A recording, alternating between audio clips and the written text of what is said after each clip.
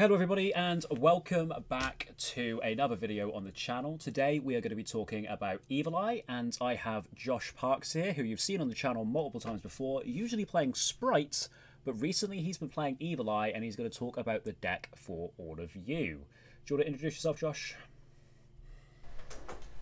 Yeah, so I'm Josh, resident Sprite gamer, but recently I've had a little bit of burst of inspiration and I've decided to muck about with rogue decks. This started with Flu, which was, interesting, but I've ended up on this deck, which I've found to be really consistent at one card combos, low range, sort of low to the ground play, and then just has a lot of space for non-engine, so it just works really similar to like Math Mech, but instead of killing the opponent, it aims to control the game and edge out through grindier games by making a guy who they just can't kill who's massive. Well, it sounds like a win condition to me.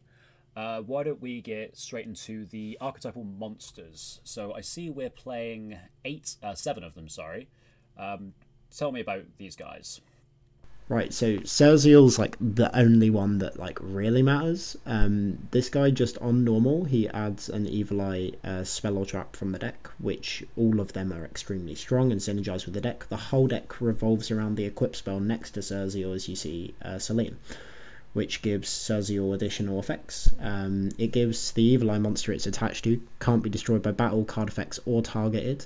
And anytime that monster or an Evil Eye spell or trap is activated, mandatory, very important, you have to pay 500 life, and that monster permanently gains 500 attack, even if Selene leaves the field.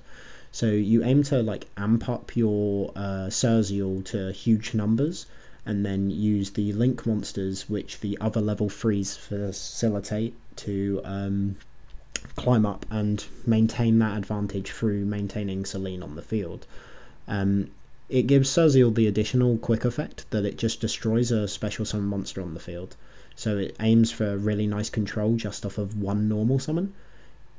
If you go to Unleashed, just below it, the normal spell, this is normally what you're searching off of Serziel. This for cost will Foolish Burial Goods and Foolish Burial, two Evil Eye cards, which both have graveyard effects, so that's fantastic. And then it searches for Selene, the equip spell. So obviously doing this for cost is just insane, because they can't really Ash Blossom it. I will say that like when you open this, you do lose to Droll Hard, which is why there's the one copy of Called By right at the bottom there. But so the whole deck aims to like control round these equip spells and get to these equip spells off of Selene. The level 3s facilitate some great rank 3 plays. We're just choosing to use Darius here because it gets into Zeus and Macanex. Macanex is crazy on the M board for extra disruption in addition to your Serziel. The other new card, well, it's not that new, these both came out in Photon Hypernova, is Unleashed and Basiltris at the top. Basiltris is your send target off of Unleashed. It quick affects specials from bin, and in the opponent's turn can quick effect link using equip spells you control in addition to monsters, which means you can Serziel effect a pop, and then you can quick effect link into the other guys. Gorgon is an imperm when attached with Selene, and I think his name is Zerziel. He is just a Dryden, and they all have additional effects in the standby phase. So Zerziel's is he negates the effect of a monster he points to. Gorgon pops a monster they point to, and Serziel, the main deck one, destroys a card you control. You get consistent access to all of these monsters through your field spell, which searches for any Evil Eye monster on activation. In the damage calculation, when your Evil Eye is being attacked, it has a really strong effect that just makes your opponent take the damage you would, which doesn't seem too strong, but when you're a little bit weaker than them, if they haven't read your cards, which they're Evil Eye cards, they haven't, it triggers your Selene, which makes you pay 500, and the monster gains 500 attack, which normally makes you win a lot of battles and catches a lot of people off guard. It also has a great graveyard effect, which procs off of the Serziel's destruction, where it adds back an Evil Eye monster from your graveyard to your hand. So if you link off with the Basiltris and put the Serziel in bin, and then you get to pop this. So in the draw phase, you can go playing interboards. You can go draw phase. I'm going to Surzeal pop because he, in the next standby phase, destroys a card you control. So you can use this twice before he has to destroy a card, and then you only have to destroy one. So you destroy, you do that, and then still in the draw phase, you quick link him off. You then pop him and add back the Surzeal for follow-up.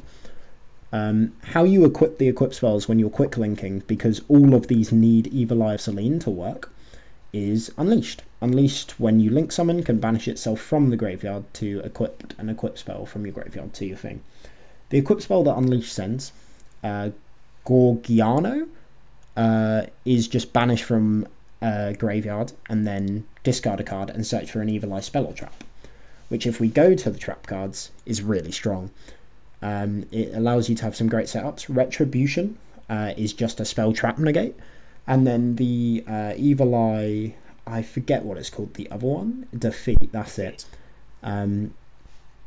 allows you to double compulse if you have Selene on the field along with an Evil Eye monster.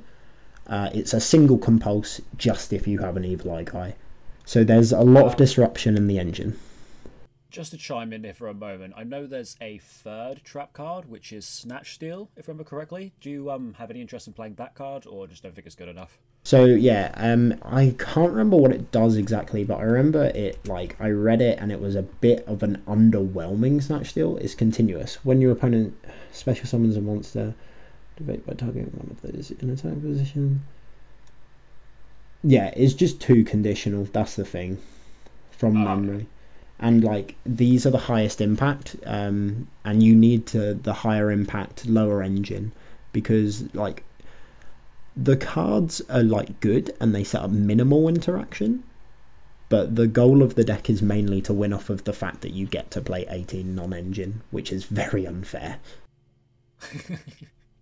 Oh, I know, I'm a Mathmech player. I know all about playing 18 non-engine cards.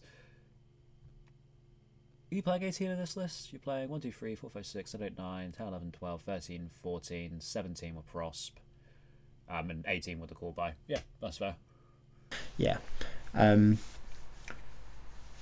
It just gives you a lot of flexibility as well going into game 2 for playing Droll, and the deck can play Shifter. Although Unleashed sends to graveyard for cost, against deck like Tyr it's good to have, because like it just hurts them so much more than you and allows you to stabilize and set up a good game state. Droll is insane right now. I chose not to main deck it because it's so hit or miss, but the matchups it hits, it's like you need it in the list. Evenly and Harpies are just great for cracking general boards. I play Super Poly because you have so much space in the extra deck that like you might as well play the best board breaker ever made. And Dimensional Barrier is just insane right now as well. So the deck's just strength is just overall, not many people know what it does. It's got loads of great extension plays because all the level 3s special themselves from hand or bin, and it can just set up some weird lines in execution that other decks can't right now.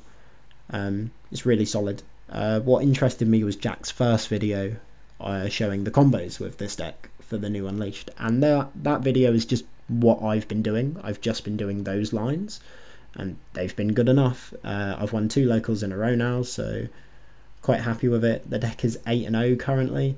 It turns out maining Cosmic means you don't lose to a lot of random stuff at locals, but if I was going to a big event, I'd probably change the Cosmic to main deck Super Poly, is the only thing that I would look to change. That makes sense to me. I was wondering why you're playing these Cosmics in the main deck, but I remembered it's just local stats. It's just locals, yeah. It's just to make sure I don't lose to random floodgates, but yeah, that is the clean swap for meta. That's fair. How do you find that this is played against actual tiered decks like Labyrinth, Pearly, Rescue Ace, Labyrinth? Did I say Labyrinth? I may have said Labyrinth. Kashtira. So Cash is actually surprisingly really easy, because most of the time they don't really know what your cards are doing, so they let you get too far, and if they let you get too far then you win. That is going second. If you go first against Cash, you do normally just auto win because you have enough interaction that they just can't play through. Labyrinth, your deck says like no targeting, which is pretty solid against them. Pearly is actually rough because Noir is just hard to out for this. You have lines against it, and like you can play around it with Macanex just being big enough a lot of the time, and like forcing Noir to remove its materials. But if your Surzeal, like normal summon, gets interactive with, it's just like the deck is hard to play, and I feel like Pearly does that the best. I'm trying to think what else. So there's Lab, there's Kashtira, there's Pearly, Dragonlink, Sprite, yeah. So like Sprite variants you absolutely slaughter, because most of the Sprite variants are Sprite Runic, and like it turns out that all the Runic cards do in fact target. And if you have Katia Bellis, it's the level 3 4th in. He can make it so until the end of the next turn, you can target a spell trap you control, and it can't be destroyed by card effects.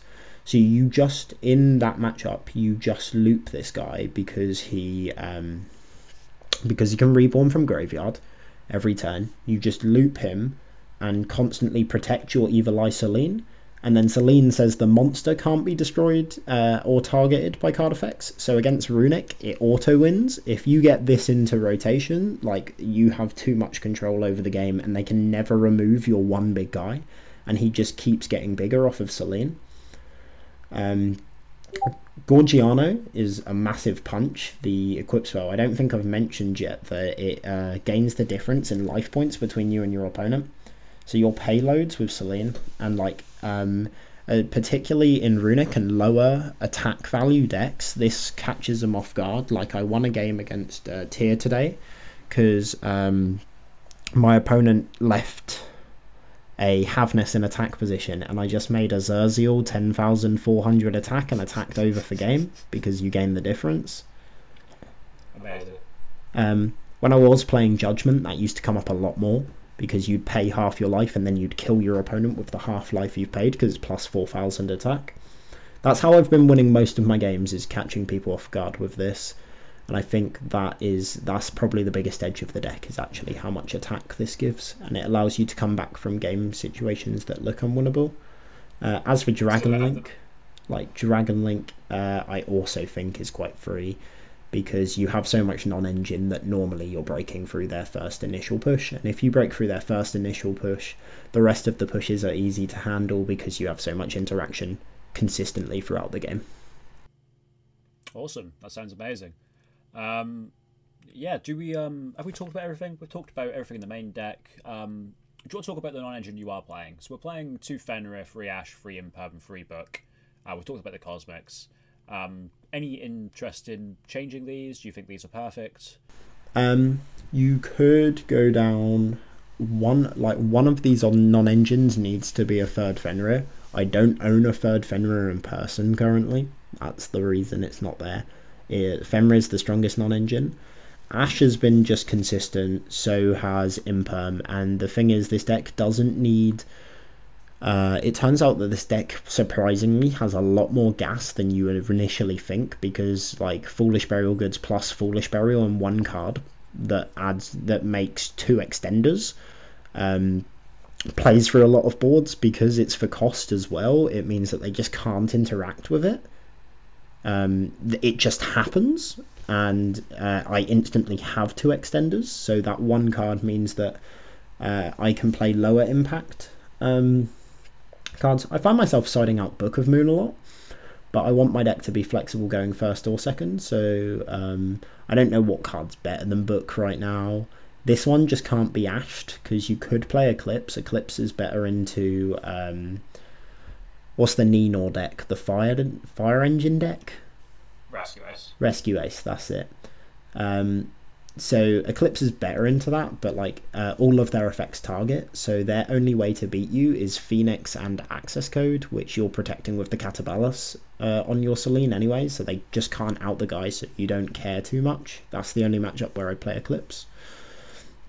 Cosmics, I explained, was for locals, but those should be super poly if you want to go to a bigger event. And Called By you have to play, because the deck Yeah, Droll's an issue that hasn't come up enough for me yet. I'm about like 40 games deep with the deck, 30 DB, about like 2 test games, and then 8 locals, and like I don't think I've been drolled very much. And when I have been drolled, because this non-engine is good going first or second, it's meant that it's given me the turn to go, okay, I passed this turn, but with Ash, Imperm, and Book of Moon, these cards are still really good going first, so I'm probably living and getting to play next turn. That's totally fair. Have you got to the levels of cope where you're considering cross out for that draw Lockbird, or? So like you have the space, right? And like you can mix up your non-engine and like maybe play. You can main the drolls instead, or like just play 2 droll split, 2 of different hand traps. But I don't think you lose. So like Imperm doesn't hit you too hard with the Cerzial because of how much extension you have through Unleashed and Field Spell and other extenders. So it's just not worth, because Imperm and Ash do not hit you hard enough. Whereas, Okay, so it's just cross out for Droll. If the other hand traps really hit me, then yeah. That's why D-Shifter's in the side actually as well. Is D-Shifter is my additional out to Droll game 2 and 3. If their deck is bad into D-Shifter, I get an extra 3 outs to Droll. Okay, awesome. That does make a lot of sense. And I guess the only thing that your shifter really turns off is Unleash, and everything else is... Yeah, everything else is live. Turn 1. It normally just means you're ending on Cersei or Selene, though, which isn't a lot, but like that is still a guy who can't be killed by battle card effects or targeted, and is just getting bigger, and he's an interaction. I mean, macro Trident Towers is still pretty good. Yeah, right. Shifter Cersei. I guess macro plus towers is strong, yeah. Oh, that sounded amazing. Thank you for giving your list to us today. And I hope you see more success with this deck going forwards. If you did enjoy this video, I really would appreciate it if you could leave a like and subscribe to the channel. You'll possibly see some more profiles like this in the future. And yeah, we'll see you in the next one.